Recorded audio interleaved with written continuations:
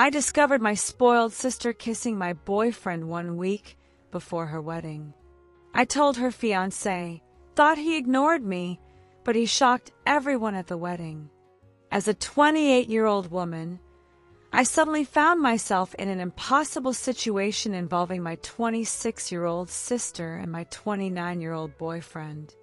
My sister Sarah's wedding was fast approaching, and I started noticing her behavior around my boyfriend Tom becoming increasingly strange. At first it wasn't anything blatant, just subtle little things that made me uneasy. She'd say, "Wow, you're so funny," to his jokes even when they weren't particularly good, and she laughed way too enthusiastically at everything he said. I tried to brush it off at first, thinking she was just overly excited because of the wedding, but over time the signs grew more worrying. She started finding excuses to casually touch him, putting a hand on his arm while talking, brushing against him as she passed by. The looks she gave him when he wasn't looking lasted a little too long and made my stomach churn. One night after a family dinner where Sarah had been especially flirty, I decided to bring it up with Tom. I asked, "Did you notice how Sarah was acting tonight?" He looked genuinely confused and said, "What do you mean?" So I listed everything: the excessive laughing, the unnecessary touches, the lingering stares. He listened, then shrugged and said he thought I was overthinking it. She was probably just excited about the wedding, and it was harmless. His words didn't reassure me at all.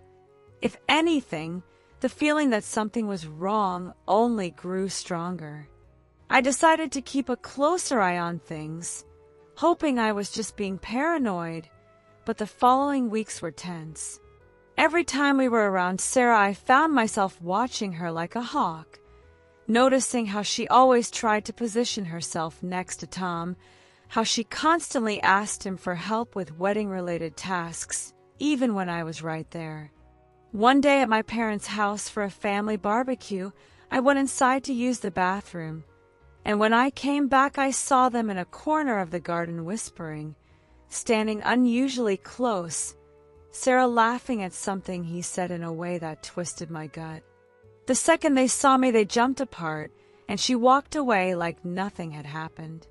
I felt sick and furious, but didn't want to cause a scene at a family gathering, so I waited until we got home. Once we were alone, I asked Tom what they'd been talking about.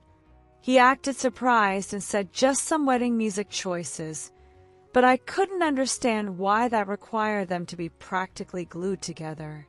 He got frustrated, told me again that nothing was going on and that Sarah was just being friendly. At that point, I couldn't hold it in anymore.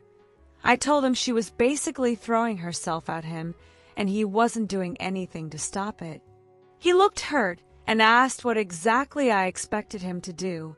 She was my sister and he was just trying to be polite. Telling her to back off would be awkward.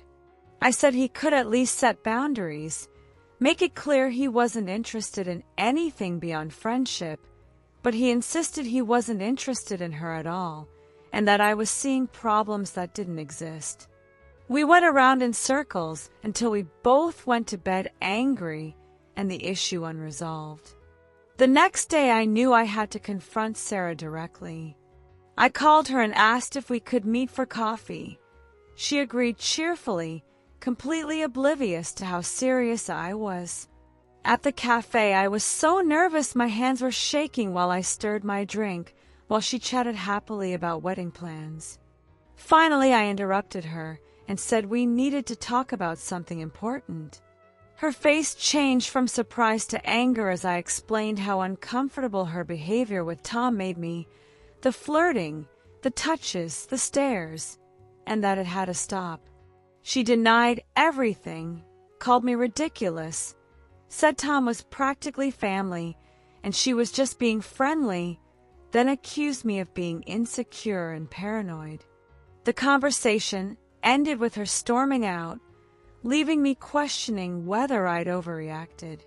When I got home and told Tom what happened, he thought I'd made a huge mistake and that Sarah was probably deeply hurt right before her wedding. I got defensive and asked if he was taking her side. He said no, but that confronting her so directly wasn't the best approach. We argued more, and he eventually went to bed, leaving me feeling even more lost. The following days were awful. Sarah stopped speaking to me completely. My parents called worried about why she was so upset and seemed to think I'd exaggerated too. As the wedding day approached, I felt sick at the thought of attending as a bridesmaid. I tried calling and even went to her apartment, but she slammed the door in my face. My anxiety was through the roof. 1 week before the wedding, I went to my parents' house hoping to fix things. As I reached the front door, I heard muffled voices from the side of the house. Curious, I walked toward the garden and froze. Sarah and Tom were half hidden behind a large bush, locked in a passionate kiss, her legs wrapped around his waist and his hand under her blouse. They were so absorbed they didn't notice me at first. I felt like I'd been punched in the gut. When the reality hit, I screamed, "What the hell is this?" They jumped apart, faces full of guilt. Sarah went white and stammered, "It's not what it looks like," but it was exactly what it looked like. Tears streamed down my face as I yelled, "How could you do this? My own sister and my boyfriend."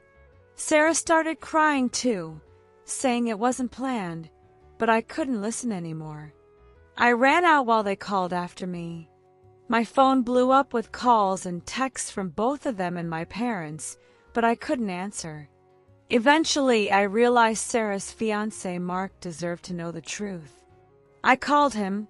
He sounded confused because Sarah had been hysterical, saying I disappeared. I told him everything. My initial suspicions that everyone dismissed and the scene I just witnessed. He listened silently, then thanked me calmly and said he needed time to process before hanging up. I heard nothing more as the wedding day neared and started fearing he'd forgiven her. There was no way I could attend, so I stayed home that day trying to figure out how to rebuild my life. That night, my cousin Emma called, practically whispering with excitement, "Oh my God, you won't believe what just happened." She told me the ceremony started normally. Sarah looked stunning. Mark was at the altar, but when it was time for the vows, Mark stepped forward and announced he had something to say. In front of everyone, he said he couldn't marry someone who had betrayed her own sister by sleeping with her boyfriend. Sarah went pale. My parents were stunned. Guests started whispering. And then Mark apologized to my parents for the way I'd been treated, turned around, and walked out, leaving Sarah sobbing alone at the altar. Emma said it was like a movie, and everyone was in shock. I felt a mix of vindication and deep sadness for the pain it caused my family. The truth was finally out, but healing would take time. Update: 12 months have passed since that day in my parents' garden when I found Sarah and Tom together. 12 months since Mark, with quiet dignity and an audio recording as a secret weapon, canceled the wedding at the altar and exposed the truth everyone refused to see. Sarah left town not long after. The canceled wedding became local gossip, memes, and coffee shop talk. She lost her job over the company image and moved to another city. 6 months ago, she sent me a long, shaky handwritten letter full of "I don't know how it happened," and "I wish I could turn back time." I put it in a drawer. I'm not ready to answer, and maybe I never will be. Tom tried to explain himself over and over. Messages, calls, even showed up at my work. But some betrayals have no justifiable version. Last I heard, he moved in with a distant cousin far away. Mark and I became friends. Ironically, the two people left behind in the same wreck. He's dating someone new now, a woman he jokes has no sisters to tempt him. We meet for coffee sometimes and never mention that day. We don't need to. My parents took longer. At first there were tears and accusations that I destroyed the family, but when they finally heard the full audio of Sarah and Tom laughing about how easy it was to fool me, something shifted. Family dinners are quietly awkward now, an empty chair where Sarah used to sit. Mom cries in private. Dad hugs me tighter. I'm better, not happy yet, but lighter. I started therapy, changed jobs, learned to sleep without dreaming of stolen kisses in gardens. The resentment still burns some days, but those days are fewer. I don't cry every night anymore. What I learned is that love isn't blood or promises, it's choices. Sarah and Tom made theirs. I chose not to accept it. Mark chose truth. And now, day by day, I choose to rebuild without apologizing for it.